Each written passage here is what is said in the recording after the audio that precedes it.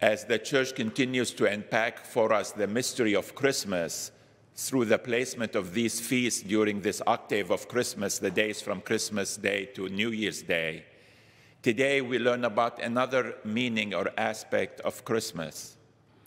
On Monday, if you remember, we had the feast of St. Stephen the Martyr, the first deacon martyr of the church. And we were reminded that just as the heavens open so that God can come down to earth, so now through that incarnation, man and woman can go up to heaven. We can share one day with the divine life of God. Yesterday, we had the feast of the evangelist St. John. And what we were told and taught through our gospel readings and our first reading, that really the way for us to share in God's divine life is that we have to have faith. We have to have a faith that stems from a loving relationship with Jesus Christ. The gospel was about the beloved disciple, the one who ran to the tomb and saw and believed that the words of Jesus had been fulfilled, that the body was not stolen, but he was risen from death to life.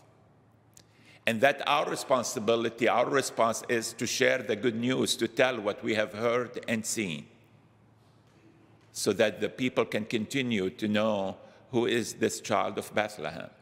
Why did he came? Who is he? What does that mean for us? And today we have the Feast of the Slaughter of the Innocents.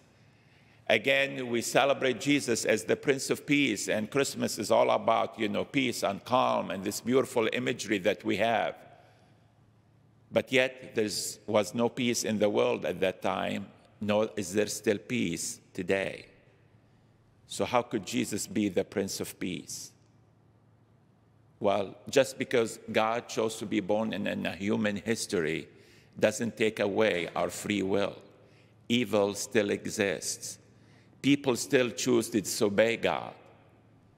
The way God became human is because Mary said yes to God's will. Joseph said yes. The shepherds said yes. The Magi said yes. But today we're reminded of Herod, who said no. No to God's will.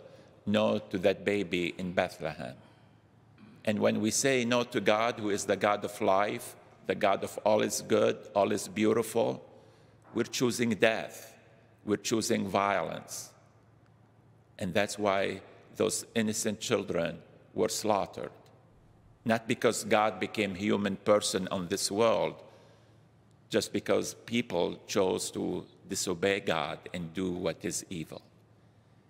And like I said, that continues in our world today. Today, we're reminded it's time for us now to make our own decisions.